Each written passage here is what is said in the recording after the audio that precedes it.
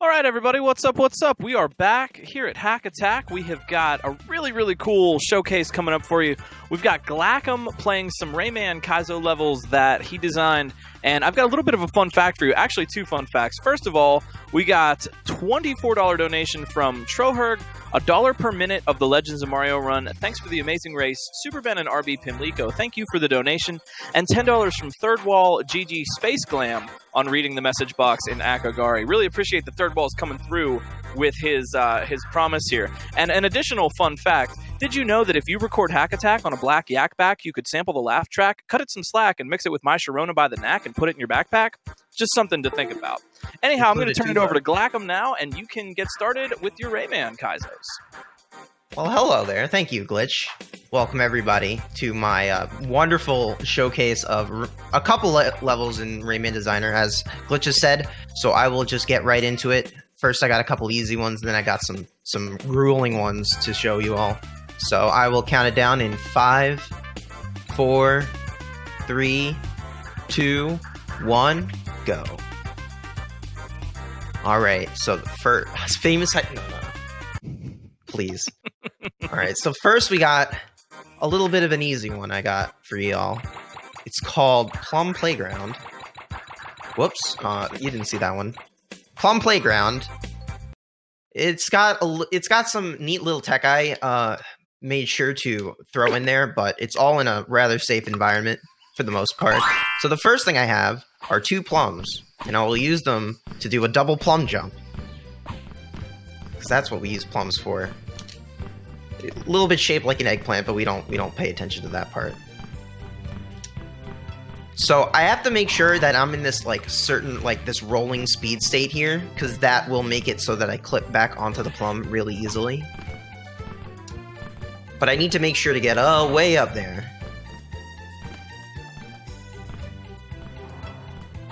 Could you tell us real quickly a little bit that you made these, right? You designed these levels and you used, Rayman Designer is the program for that? Could you tell us a little bit about that? So this program was actually made by Ubisoft themselves in 1997. This is a level editor that you yourself can play at any point if you wanted to do so. There's no gray line here. It's just made by Ubisoft themselves. You can do quite a few things with them, but actually, people have found ways to hack the game so that it adds a couple more perilous traps, because, you know, we love those perilous traps and all. It's like how people add in, instant death blocks, because that's cool. So what I'm trying to do now is bring this plum all the way over to the left here so that I can run along it.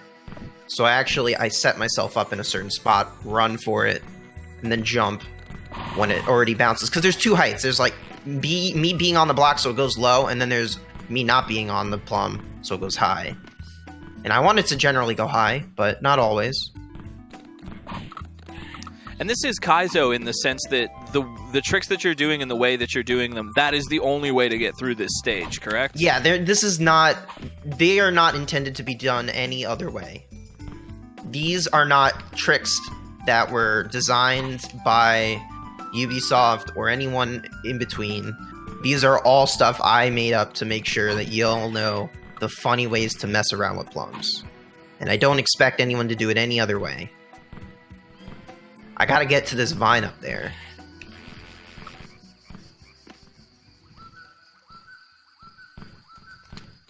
Just gotta get to the vine, but it has to hit that little block on the left, the little, ledge. But I can't punch it too many times or it goes way too far. Way too far. So this trick is, do you ever use this trick in the actual speedrun? No, that's the thing, right? Because the original game doesn't have, these kinds of setups. A lot of the stuff that you can do in Designer, you don't do in the speedrun. Because they're just not set up that way. So I actually find Rayman Designer to be a very neat outlet to do smart stuff that you would never see in the speedrun. Like this, you'd never have a small fairy on top of a plum here. So I actually can use this small Rayman because I have such a small, generally Rayman shoots from shoulder length, his fist. But when I'm small, it's just like his whole body, and then it's a giant fist. So you can actually just constantly punch the plum over and over and over while riding along it, and I find that allows really you to cool. propel it forward and keep moving on it. Yes, exactly. And that will be used in a later level that I made, a little bit more rudely, because I love rude setups. Can you arrange setups. these levels into a whole game? Like, could you put out like Glackum Kaizo Rayman World? I mean, I could. They're all files that I can share, but this is not a ROM hack. This is just a level editor. Unfortunately, there is a PlayStation ROM editor. It's not. It's very crude. It doesn't work 100% properly, and the sprites in the game. You can't really move them along much, and you can't delete or add them. So, you could like delete and edit tiles and their properties, though. There actually are a couple vanilla ROM hacks of the original Rayman game. There's one where all the tiles are slippery instead of just ground tiles. I love that one. And there's another one that makes all the levels dark. Normally in Rayman, that means that your fist is a lantern, and you punch the fist out to see forward. And it's very, very crazy. And then there's another one called All Things Hurt that isn't completable. You can get to like Allegro Presto, but you can't beat the slippery tower. I'm just barely missing this ledge. Yeah, so you're trying to propel the plum kind of downward with multiple hits so it'll bounce high and you can get a jump off it? Correct. Eventually it meets like a certain limit to how far to the right it can go.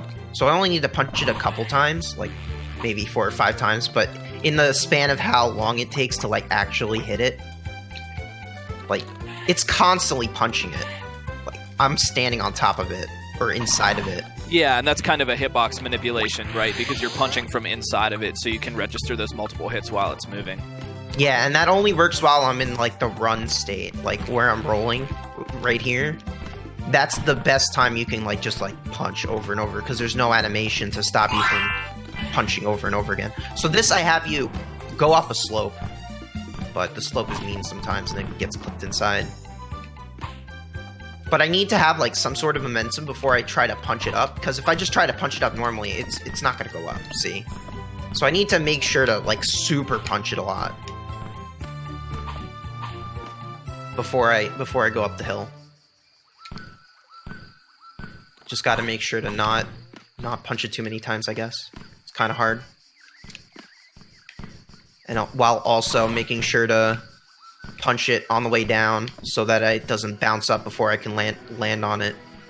I think it's not despawn. There you go. But and that'll just keep respawning in that position. Yeah, it's just going to keep respawning. Like, the plum on the bottom kind of like gives you an idea of what you're supposed to do. There's a couple sprites in this game that... Oh, there we go. That you can like either have it bounce automatically or not respawn, or not bounce at all.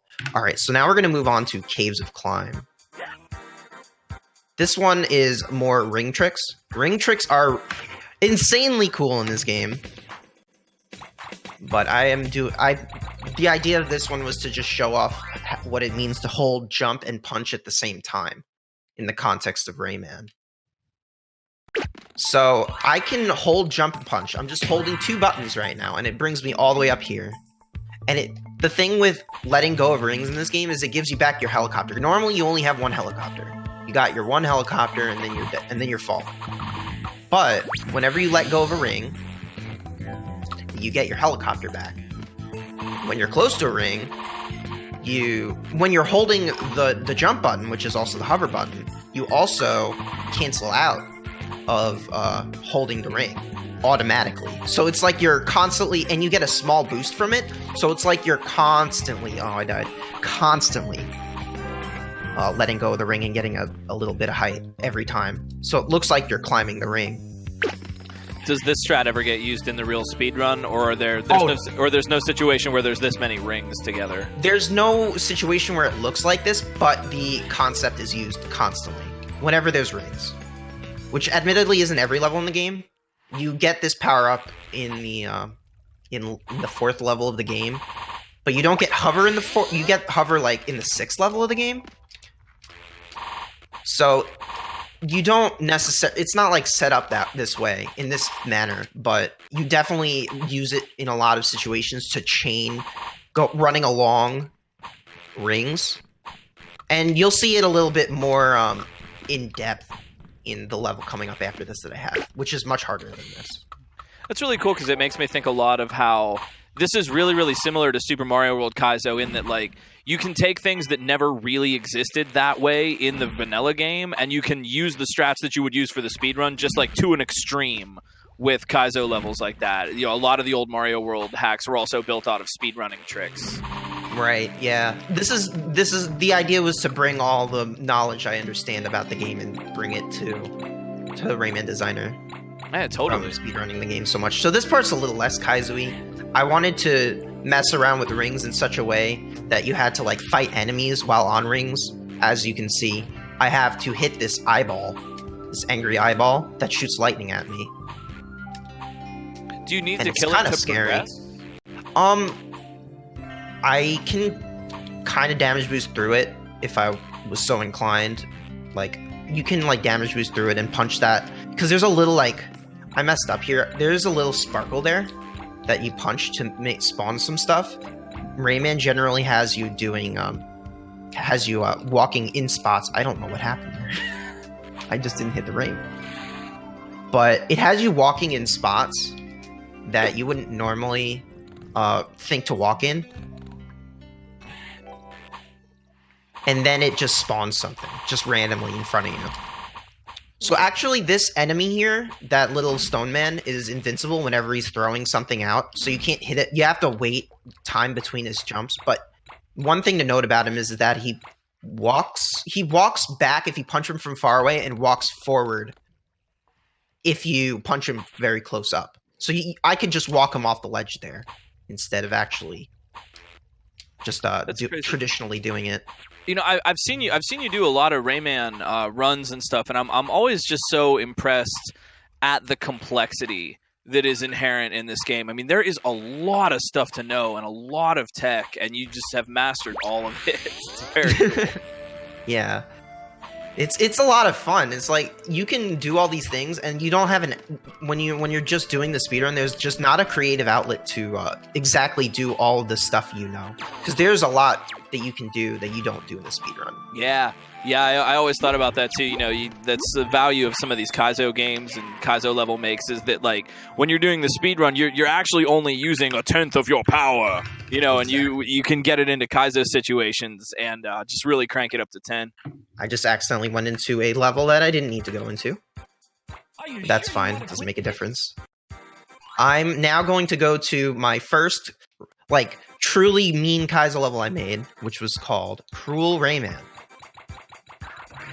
So this is the first time I'm going to start using my lives cheat code, because I worry about this level, and you only start with 5.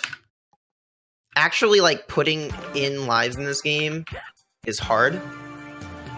If you put in a lot of them, you'll only get to, like, 99, and also it might crash the game, so I'd just prefer people to use the live cheat instead. It crashes the game if you have too many lives. Like, whoa, hey, you're cheating way too much here. We're going to have to close down. Exactly. So I have to time this ring without this swinging ball hitting me. And it's easier said than done. While also getting the distance to get that ring. So you can see you can punch it from very far away. And you can overhead shoot these rings to get lots of height going upwards. Yeah, that was one thing I remember you telling me about the rings when we were doing the original Rayman, is that, like, there's a lot of, you're not just grabbing and swinging on it, there's a ton of articulation that you have to do to get the right momentum and the right speed and stuff. Oh, wait, I forgot. Well, never mind. So one thing to notice about... one thing to notice about the you might have saw I was punching that rock, that swinging rock there, which I love the swinging rocks, by the way. You punch it, hover, and then immediately go back to punching it again. Because if you punch after hovering, you're gonna lose your hover. So you have to make sure to punch it first, hover, then immediately punch again, or you're gonna be too low. And yeah, that was a Kaizo block. I'm sorry. It's not just Mario. Yeah, no, I wanted to make a Gendor where you just get screwed over. That was it. Kaizo, block out of nowhere! Alright, so you see here that the ring goes upwards and you climb it pretty much at the exact same speed. Actually, like I said earlier, when you get your hover back, it's really interesting. So I actually drop these 2 falling rings downwards, right?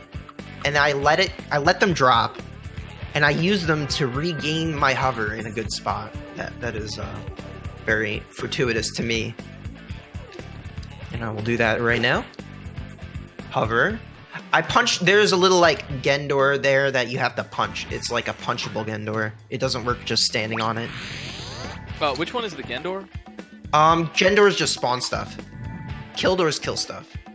But it's kind of hard to it's hard to explain because most of them are invisible. Yeah. Oh, I get you. But there's a little sparkle you see on the top left here. Yeah, no matter how many times I play this, you made these whole levels like with all the aesthetics and you can pick the backgrounds and everything. Yeah, some of the graphics are custom. I didn't make them, but they are custom. But most of this is not custom. Like the little pillars that you'll see coming up at the bottom are custom. So just like old school Kaizo, this is more or less built out. Like, I mean, old school Kaizo, but like, yeah, like old school Kaizo ROM hacks. Like this is essentially built out of the vanilla game. But there's a little bit of custom stuff, but mostly this is just the vanilla game rearranged.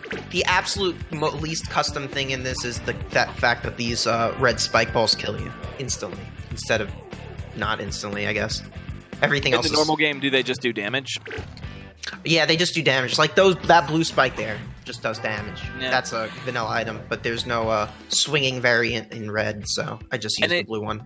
Am I interpreting your HUD correctly? The three little dots, that's your health, right? Yes, the 3 dots are my health. Yeah, so by default in Rayman, because most Mario World Kaizo just has a one-hit kill for everything, but by default in Rayman, you actually have 3 points of damage. Correct. Generally knocks you back. Actually, I want to tell something interesting about the ensigns in this game. As you can see here, that ensign just killed me. It has, similar to SMB1 flagpole, gravity in some form. So to actually avoid it, because you can't like actually end the level if it's just in the air. If you have to be standing on the ground to end it, also that was a nice little stone block that spawns inside the rock that instantly kills you. You have to jump over it. But so to combat the ensign, you have to hover through it instead of running through it. Because it makes it real weird. So here I hover through it. So I have to punch these balloons in a very specific order. I have to punch the first 2 before I land on either one of them, because once you land on it, you die. I mean, it disappears. When you punch them, they inflate, and then you can stand on it, right? Yes. They disappear eventually on their own, but generally, the second you jump off of them, they'll deflate again. So actually, I made a little bit of a map 16 like edit here. This is the bone part. So here's the ensign to the right here. Oh man, I love it. I'm ending the level. Well, not really. You can just kind of die. I love how many analogs of Mario World Kaizo can be here. You know what I mean? You got the Kaizo blocks, you got post-gold death. Like, it's the same thing. We got it all. Yeah. I mean, I tried to make this part, like, easier but trolly, because there's not really much trolly stuff that isn't, like, inherently just normal. Normal being weird Rayman, like Gendors and Killdors and stuff. But here, we have the last part of Cruel Rayman here. This is where I wanted to show you, like, weird, like, you can hold jump and punch there while holding up, which is a speed lock, and it just runs you through that ring. Yo, real quick, we got a $1.01 donation from the Space Police, who says, "Please return Space Glam to us." What did you do, Space Glam? That's okay, Kame. So, actually, like, I have a classic case of Gendor Killdor actually right here, where I despawn something to immediately spawn something ruder. So this, like, little ring here, that's a little bit lower than the others, just kind of turns into an instant kill spike if you don't, like, just go underneath it. Oh, man. And you have to make sure to wait until the very end of that ring to like start holding jump and punch to get to those ceiling rings. Because if you do it too early, you'll bonk the ceiling, be too low to get the second punch off of it. So you have to wait a while. It's very nuanced. Alright, so then I let go of punch while keeping holding up there because otherwise I'll hit the ceiling, and then I die. Dang it, that's the end. No!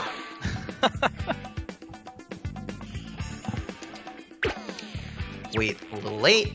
Go underneath. Speed lock. Punch. Hover. Hit the end door that spawns that. Because normally that red thing, you can't actually move it, but I made it look exactly like a swinging one to make people think, oh, maybe you can swing off of it. You can punch it and it'll swing, but you can't, and then die if you do it wrong. So if people wanted to play these levels or try them out for themselves, how would they get them? Do they have to DM you for them, or they'd have to DM me, or I have it on YouTube. I don't know if they're the exact same updated ones, but they are on my YouTube channel where I do them, and in my Discord. But if you DM me, I can give it to you. All right. So the last level I have of my own, if I actually have time, I actually have the original first Kaizo speedrun tech-made level. So here we have Rayman's Deadly Plums. This is the latest Kaizo level I made. You actually have plenty of time, my friend, so we are really enjoying this. Please feel free to just continue on. Yes. I'm really hoping I have time for the bonus level. So as you can see here... Yeah. As you can see here, you can like punch the plum from overhead because there's a spiky fruit that stops you from punching it straight.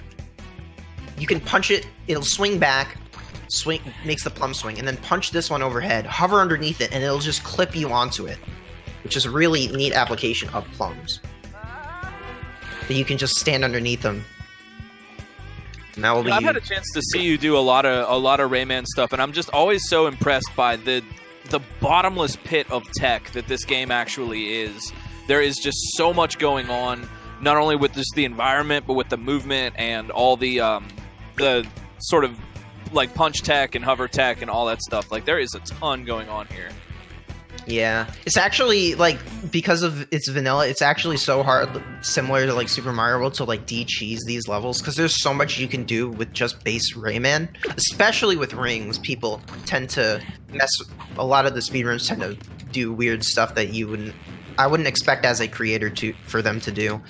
Are there any really dangerous things to put in your levels? Like in Super Mario World, it's really dangerous to give them a Yoshi or a cape or something. Like, is there anything that, like, if you put this element in, you have to be really careful because they could cheese real hard with it?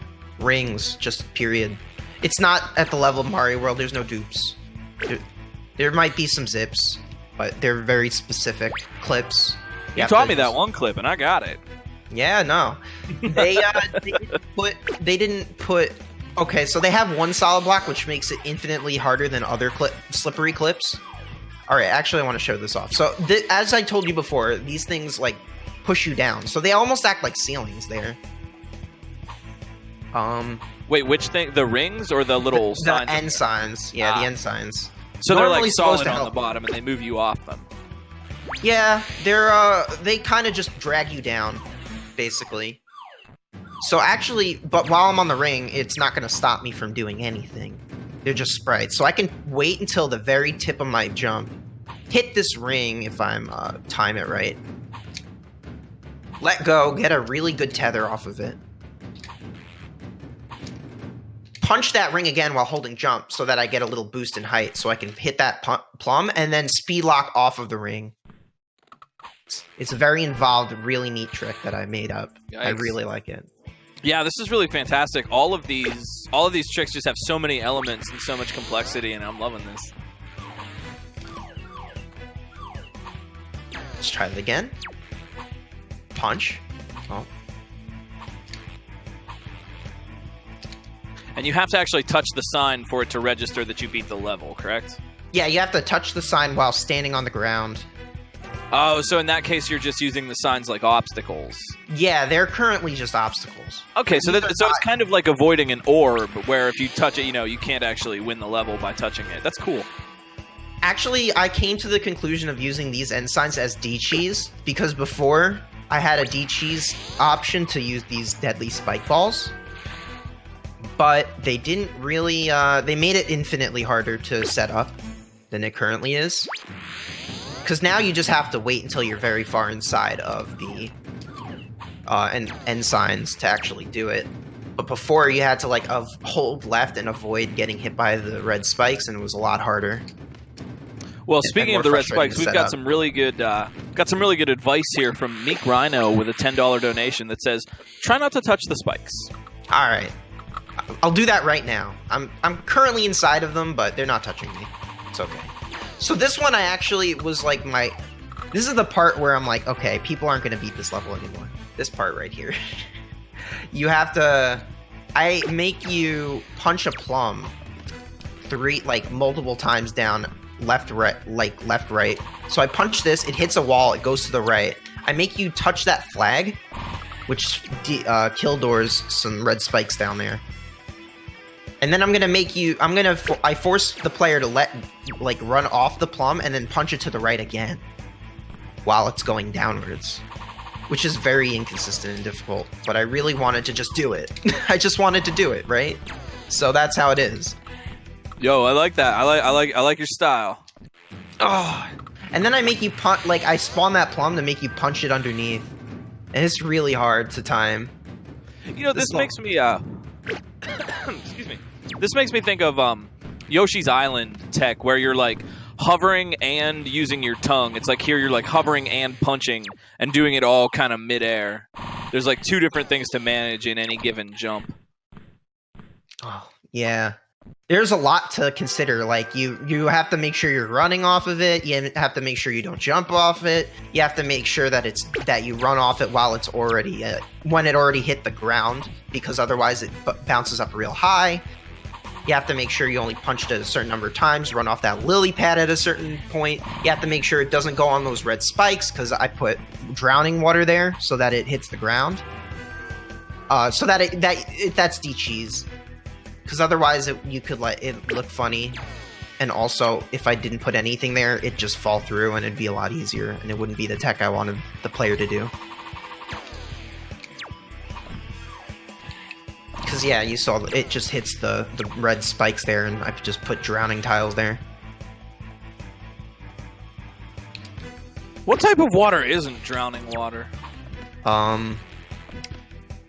Solid water, ice. Trick question.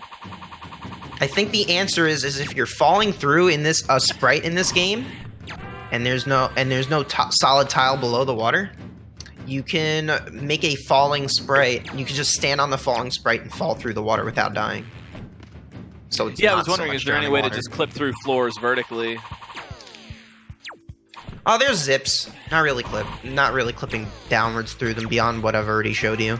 You can't really clip upwards unless it's a semi-solid.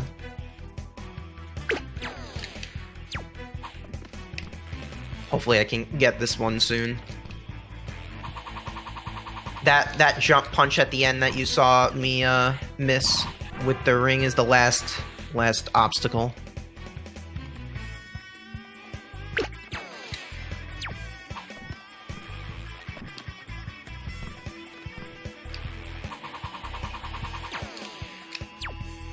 I have to make sure I have to be on the left side of this plum when I land, because otherwise, there's no how do I say this? There's no slopes that hurt you in this game inherently. There's slippery slopes, and then there's solid normal slopes, but there's no hurt slopes. So I had to put spikes there, and they're not very nice. There was no way to make sure that you were inherently safe on the whole part of the plum. Yeah, it looks like you have a little bit of mobility while you walk around. Is that ever useful? Like you can take a step to the left or the right, and you can still manage to stand on that plum. Do you have to ever use that sometimes? And kind of almost like I'm just thinking of Mario, like riding on a mole. You know how you can kind of walk left and right. Yeah, you can walk left and right on this. It's a lot more durable than a mole is. The moles are not very durable. Yo, the shade on the moles though, probably deserved. Yeah. No, dude. The plums in this game are hecking invincible. There's nothing stopping this thing from doing literally whatever it wants. It never dies. It could fall into the pit and then it'll die, I guess. It's kind of like Yoshi. But other than that, you can't kill it. It's just there, and it does cool things. Yeah, I really like the challenge of having to like punch it to move it, and then like keep doing that to guide it around while you're in midair. Yeah, unfortunately, it's really hard. No matter how many times I play this level, it's still hard. It's hard. The thing about it is that plums are very hard to make do the exact same thing every time because they're so nuanced. How There's does so much to take care of.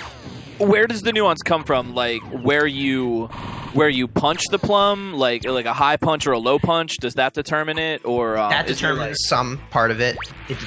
Like I said, also being on top of it determines how it acts, where it gets hit, at what stage of the falling or going up animation it's in. So that actually matters. Wow. Yeah, that's really subtle. All of it matters. So you have to make sure to, because no matter what, if you're not doing the exact same thing, it's going to be in a different spot every time. Wow.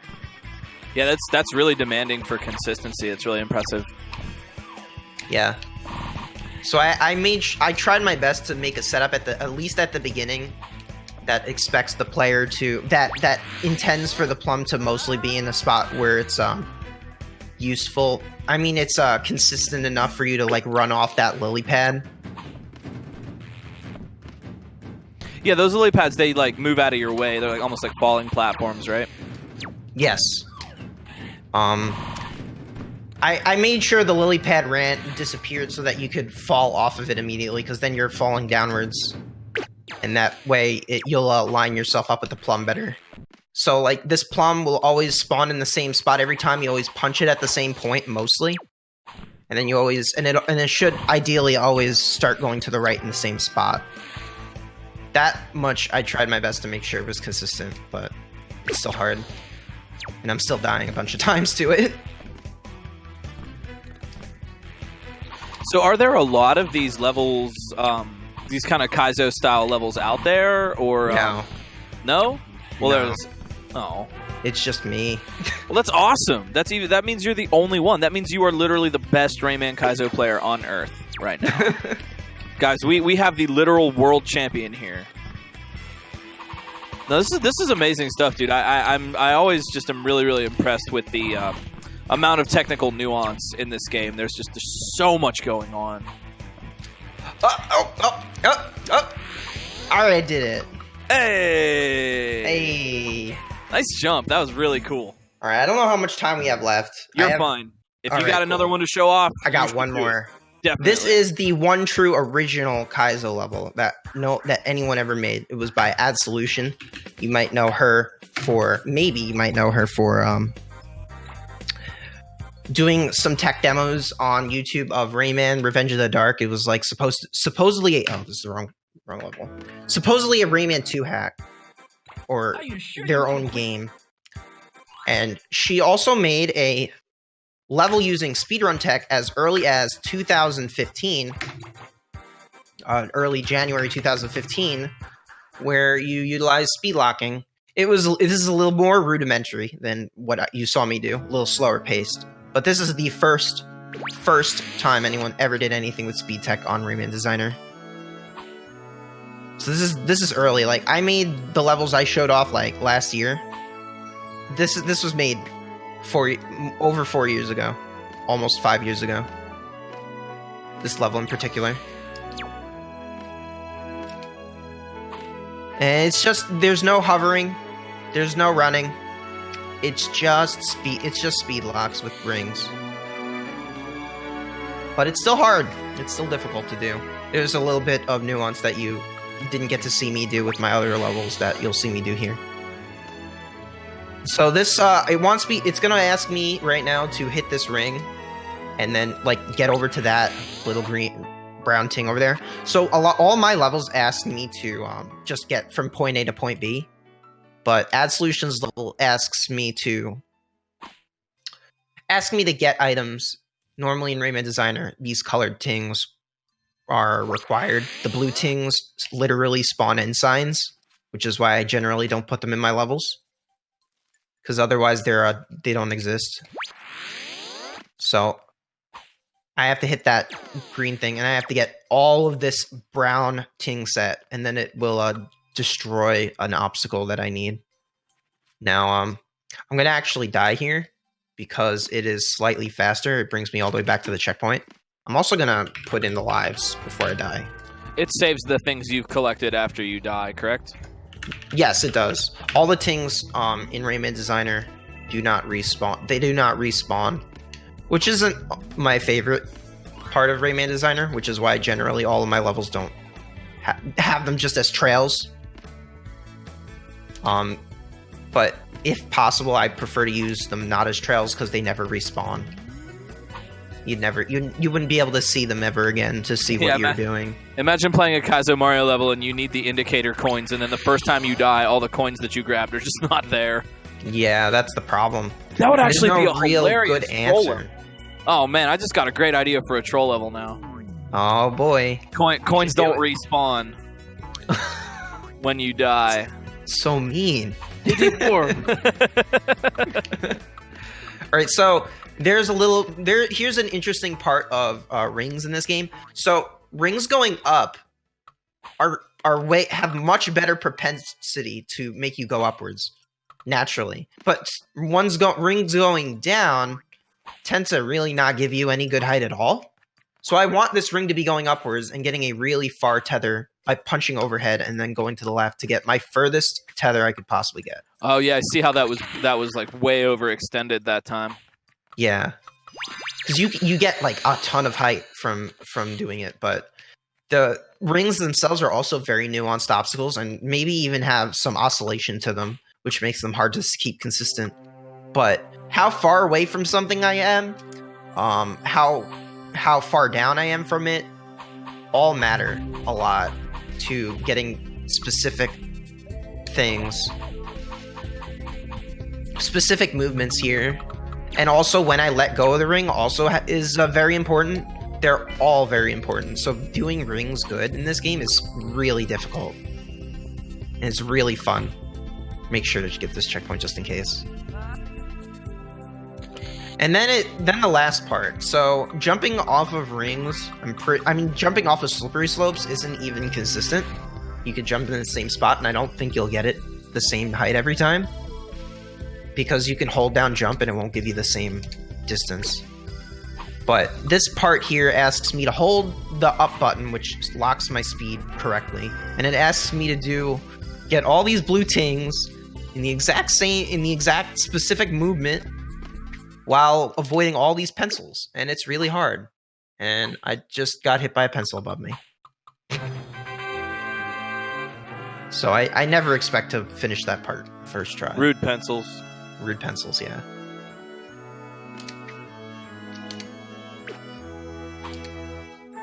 There we go, and that's the end. Time. Cool. Nice job. Very, very nice job. Hey, real quick, we've got Undead Blackbird with $11.99. One day only, don't miss it. We've got a sale on memes here. Act now to get your memes. Only $11.99. Don't delay. These memes are going fast. Man, the memes, dude. The memes. You got to make sure to get all your memes in and make sure to donate to this marathon. We are making sure to bring it all over to Direct Relief. They are bringing medical medicine to people who need medical medicine all around the world. $1 is equal to $45 worth of medical medicine. Is that correct? 49. That's really crazy. I don't know how the heck they did that. That's really cool. I'm not going to lie. Well, thanks so much, Glackum, for showing off some awesome Rayman levels. You should let people know if you have any shout-outs or anything, and let people know where to find you on Twitch. Shout-outs to Adsolution for making the first level ever with speedrun tech. Shout-outs to GlitchCat for keeping me occupied. I had nobody to help me out with this. It's really hard when you're the only one who ever does this stuff. Hashtag adopt a cat. And I couldn't ask the speedrun. They're all sleeping right now, basically. So it's really hard. Yeah, shout out to the European Rayman community. They're the bulk of the Rayman community. I'm like one of like a couple people in America who does Rayman 1. Like there's Spike who does it every now and then for commentary, and then there's me, and then there's Agent, and that's it. Everyone else is in Europe, which I'm really excited to go to ESA for, doing the 2-player 1 controller. Ooh. Yeah, which Rayman is that going to be? That's going to be at the upcoming ESA, right? Yes, the ESA winner, I have Rayman 1 2-player 1 controller with the world record holder Thextera. That's awesome, dude. Good luck. I've always wanted to go to ESA. I'll be watching from home. That's awesome. Dude, I've never gone to Europe. It's super exciting. Yeah, that sounds great, dude. Have fun. And then, yeah, shout-outs to Hack Attack for having me, of course. Shout-outs to Relief for just being an amazing charity. And thanks, everyone, for watching. Cool. Appreciate it. Shout-outs to you, Glackum. Thank you so much for showing off those levels. We are going to take a short break. We are actually, with that extra cool level that Glackum showed us, we are... Excuse me. I got a frog in my throat here. It's probably that Zuma frog. We are right back on schedule, so we're going to take a short break, and we're going to come back with Super Metroid Ancient Chozo, a run from Strizer. This is really, really cool, so stick it here.